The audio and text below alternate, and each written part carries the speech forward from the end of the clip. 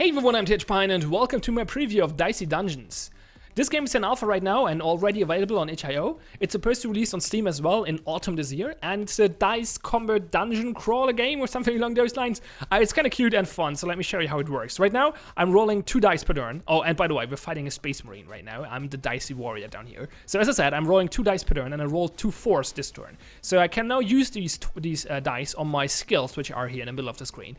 And I have the sword available, which deals damage, and I have a combat roll, which rerolls dice. So let's reroll let's reroll one of the 4s in hopes of getting a 5, because that would be better, because that deals more damage. But I'm going to show you that in a moment. I got a 6. That's not helpful, however. 6 sounds good because 6 seems like a lot of damage. However, the sword is limited to maximum taking a 5, so I cannot put a 6 in there. So I'm hoping for a 5 here, really. Well, I don't get it. So let's use the 4 on the sword. So the sword deals as much damage as I put in there. So if I put a 4 in there, it will deal 4 damage. So let's do that. Deal 4 damage to the Space Marine and see what he does. Let's enter turn. I have the 1 left, but I can't do anything with it, so it will be discarded. And I'll reroll 2 new dice next turn. So he's charging his plasma cannon, which is not great. I hope I can kill him before he finishes that, but I will. No, probably not. Probably not. So let's. I roll 2 4s again, so we're gonna try the same thing, but this time I got a 5. So let's use the 5 on the sword, deal 5 damage, end turn, and probably take a blast from his plasma cannon. Yep, there it comes. That's 10 damage. That hurts a lot. Let's roll. The plus side is it filled up my limit meter. So you gain limit when you take damage, and when it's full, you can use your limit ability. For the warrior, that is Fury. I'm not going to use this in this fight though. I'm going to show you later. Oh god damn it!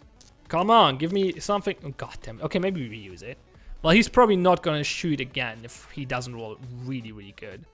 Let's take that risk and hit him with a 2 and end turn and save the limit. That's okay. Well, he actually can't hit me in 1 turn. He can't fill it up in 1 turn, so we're good. That's 2 6s. That's not helpful. There we go. Okay, let's finish off the Space Marine and win this fight. That gains me 1 gold and 1 experience points. One experience points. 1 experience point. Experience point. There we go. And now I can grab loot from this loot box. So let's go there. It's not a loot box. It's a loot chest or something. You have found a quarterstaff. So the quarterstaff is another item. And I'm going to put it in my backpack and show you how the equipment in this game works. So this is my equipped equipment. I have 6 slots available. It doesn't matter where you put something. You just have 6 slots. And every item you find will either take 1 or 2 slots. So the sword has 2 slots. And you already saw what it does. And now I got a quarterstaff, which only takes even dice. And it will deal as much damage as a dice show, plus at the weaken effect on the enemy, which is good. The weaken effect will make one of their skills weaker. So they are weaker and stronger versions of the same skill or equipment, and well, weaken will make it weaker. So that's good. So we just put it in here. And if you're wondering where the combat roll is, that's not part of equipment, that's part of the warrior class. So every class has different abilities or special mechanics. They work very different. I'm going to show you a few of them in a moment. But the warrior just gets its combat roll, which is pretty straightforward. It's always available to him, and it just allows to reroll dice, as you saw earlier. So again, very low numbers while now fighting the gardener. 2 4s. Well, 1 4 is good for sure. I could try aiming for 5, but I don't think that's worth it. Can I kill him with this? I actually can kill him. Let's do that. So I use the quarterstaff to hit him, and then I'm going to activate my Fury to make the next attack deal or activate twice. And there we go. That's finishing the gardener in 1 turn. That was very efficient. Cool. Close to leveling up. Let's go to the next level of the dungeon and see what we got. We find an apple that heals. That's good. And then we fight the frog with a big sword. So the frog's pretty weak. So I hope I can beat him without trouble. That's good. 6 for the quarterstaff is pretty optimal. I could reroll the 3 in hopes of getting a 4 or 5. Doesn't really help though. Let's do it once. Okay, that was terrible. Okay, 4. There we go. I take a 4. And now it's he has weakened, so there we go. The shield just got debuffed to a small shield. He didn't use it though, so it didn't really make a difference. Let's hit him with a sword and finish him off. There we go. And now I'm gonna level up. There we go. Got a new level. Got more HP. Refilled all my HP as well. So got an extra die, which is also good. And I can choose 1 additional reward. So I can either take the spiked shield or the boomerang. From my experience, the spiked shield is way more useful. It takes 2 slots in my equipment, in my inventory, sure. But it's the boomerang just deals damage to yourself because it boomerangs back, and that's just not good. So let's not do that. Let's take a look here. We can't find a bump. The bump is neat, but I don't think I have a slot for it right now. It allows you to just increase a die by 1. But I think actually, I only roll 3 die now, 3 dice now. So yeah, I'm not gonna take the bump because I want to put those 3 dice into those 3 skulls. That seems to be more efficient. And I'm gonna fight the baby squid. The enemies in this game are adorable. I really like the enemy design. Okay, let's go with the 5 for the sword because that's optimal, and reroll the others. Yeah, let's put the 5 in the spike shield. So the spike shield does different things depending on if you put an even or an odd number in there. On an odd number, it will shield you, which is just damage reduction, or like it's no, it's not reduction. Well, it's kind of reduction, but it's like if he deals 3 damage to me, I'm down to 2 shield, right? So it's just temporary hit points. That was the word I was looking for. And on an even number, it will actually deal damage, similar to the sword. So do I re-roll the 3 for the quarterstaff? Oh yeah, I have to because I need an even number. I completely kind of screwed it up. Okay, got lucky with the 6 here. There we go. And let's see what he does. He has a headbutt and ink splat. The headbutt just got nerfed, so it does the ink splat, which I'm not sure what it did. Actually, oh, that's a weird one. I'm still trying to figure out how that mechanic works. So one of my dice is a question mark now. I think I just don't know the number. What happens if I re-roll it? Okay, I get the number then. Okay, good. I think it's just a random number if you put it somewhere. So let's do this and re-roll the. I think I want to re-roll the 3 because I only can put an even number in the quarterstaff. So if I don't get an even, okay, that's good. Can I kill him? No, I can't, unfortunately. With a 4 or with a 2, I would have been able to kill him. Did I hide a 2? No, that wasn't. Maybe, I don't know. Might have screwed that up actually. But I have 8 shield. I'm probably not gonna take damage this turn. Yeah, shield just tanked all of it, and now I can finish him off with the sword. There we go. There we go. I actually just saw something I never realized before. I'm gonna get into another fight to try that out. I just saw an UI element I never saw popping up before. Well, it was there probably, but I just missed it. So what did we find here? A whip. Okay, that deals fire damage. And additionally burn on 6. Yeah, that's pretty decent. I mean, that's flat out better than a sword. Question is, are the others worth or better? The quarterstaff is a little limited. I think I'm gonna flip it for the quarterstaff. The weekend is nice, but it's not really worth limitation. So let's go fight the sorceress. Actually, I should have upgraded first. Okay, reroll low numbers because I don't have any limitations now except for I can't put high numbers in here. And I kind of want to have shield from time to time, so yeah, I'm still looking for specific numbers from here and there, but generally I just want to have high rolls. Okay, that's not shield, but whatever. Let's just deal damage to the sorceress. She has magic missiles. She's using the cauldron. I think she actually works similar to the wizard you have as a class as well. So there we go. I never realized there's this button back here, but I guess that allows me to see what she did. Oh no, that's the flee button. Oh, okay, never mind. I didn't know you can do that. Not that I wanted to do that, but I just learned a new mechanic. Warrior flat. Okay, so you take 1 extra turn of damage, I guess. Now I can fight her again. Well, let's not do that. Let's instead go here. I can upgrade equipment here. So let's see. I could upgrade the sword, which is not a great upgrade. It just takes the limitation of the sword, which is not that great. I could upgrade the whip, which halves the size, which is really good.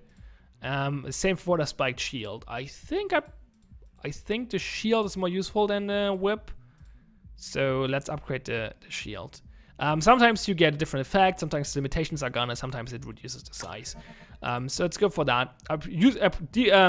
Decreasing the size seems to be the most efficient way of dealing with upgrades so far. But yeah, I'm not super experienced in this game yet, so my assessment might be wrong. So this is a shop or a merchant. I can buy things from here. I got 4 gold, so I could buy a target shield. Which is reusable. That's nice. So this will not go away. You can put as many dice in there as you want per turn, but it's limited to 2. And I don't have too many spare dice right now, so that's, well, none usually. So that's not that useful. We have a taser, which deals shocking. Shocking is mean. It blocks off a skill. You have to waste a die to unlock the skill, basically. And a broadsword, which is just basically a sword plus. It's not that great. Don't think I want anything of the anything here from those. Let's kill the sorceress. Finally. Let's not flee again. That was dumb. Let's go for 6 would be nice, so I can do a fury thing. Let's do this. Okay, I'm bumping the 5 to a 6. Activating my fury, and then hit her twice with the whip. Down we go. Sweet. Okay, now I'm gonna re-roll the 3. That's a 5. That's good. I should take some shield, but yeah, let's re-roll this. Maybe I get a 5 or something. Let's put the 3 in there. It's really nice. Like, there's a lot of like risk and reward stuff going on, and the decisions are not super complex, but they're still interesting. It's as I said, a lot of risk and reward. I see this game getting a little samey after a while, maybe, but the developer so far showed that he's capable of putting in a lot of different like mechanics and stuff, a lot of variety. There are a lot of different items already, and the different classes work really different to each other as well. So that's really cool. I think she's just dead from the burn. Oh no, burn deals damage to the die. Right, I forgot about that. The burn is not like poison. If she picks up that die, it will deal damage. Oh, the game crashed. Well, so much for alpha. It's good timing though, because I want to show you other characters anyway, and I would have to restart for that anyway. So, yeah, the game crashes from time to time. But I can show you more characters. So there are 6 characters, 6 different classes right now. So there's the warrior, and then there's the robot, the inventor, the witch, the thief, and the jester. And they work all completely different. It's really crazy. So I'm going to show you the jester, but they have all completely different core mechanics. So the jester is really crazy because he actually has a card deck. He doesn't have equipment, he has a deck. And the deck is based on different cards, which are different skills, basically. So if you go into a fight now, so we fight the slime here, it will draw 3 cards, and basically shows me which cards I get next. And now I can use my dice on those cards. For example, I can use even number on a buzzer. I don't have one. I can use something on a sweet or on a boop. Well, I guess I'm gonna sweet and boop. And if I use a card, it will draw the next card. So this is just a negative card. You don't want to use that if you can avoid it. So that's how the jester works. And the witch is really different as well. Like the witch, basically you have to use dice to activate spells, or like to get spells, and then you can use the spells. It's a little hard to explain, but and then the inventor basically converts one of his items after every fight to a gadget, and they all have completely different mechanics, which is really cool.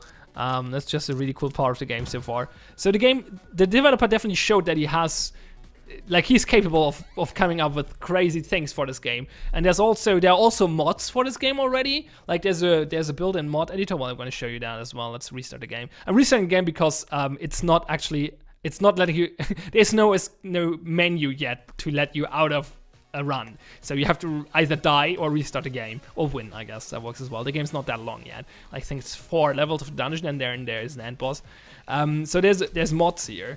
And there are already mods. So there's a mod that will add a frogurt, a frozen yogurt enemy to the game, or a plastic shield, for example, and a pier, which will replace the apples with piers. Okay, why not? You can do that, put them in there. So yeah, I'm assuming there will be workshop support, Steam workshop support on release, I hope. And then there's the editor, which allows you to have like custom battles, basically.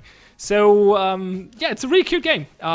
It's definitely an alpha still, and I hope there will be a proper option menu and no crashes when it releases, and maybe a little bit more to the meta game as well, because right now it's just like pick a class, go for the run. You can't save actually, and you either win the run by defeating the end boss, or you lose, and that's it. There's no progression, no unlocking. I don't know, nothing along those lines. I'm not sure if there will be something like that, or maybe like a longer campaign or something. We will see about that. I don't know yet, but so far it's pretty simple and straightforward. As I said, the game could get a little samey because the combat is like, it's interesting, but yeah, you need to switch it up. really, really often to keep it interesting. So it's important to have lots of different equipment, but there is a good amount in there already, and I assume there will be more, especially with mod support. It can just add more things to the game, so that's good as well. And the classes, as I said, work really different already, so that's cool. Maybe so that's a lot of variety already, actually. So that's pretty neat. So yeah, I'm definitely looking forward to the full version of this game. It's called Dicey Dungeons. As I said, it's in alpha, but already available on itch.io if you want to support the game early. But I would, as usual, recommend getting it on, or taking another look at it on release on Steam, on the full release, and then decide if you want to buy it. You can still buy it on itch.io then if you don't want to go for Steam, obviously. But yeah. So yeah, I'm TH Pine. Thanks all for watching. Have fun and see you next time.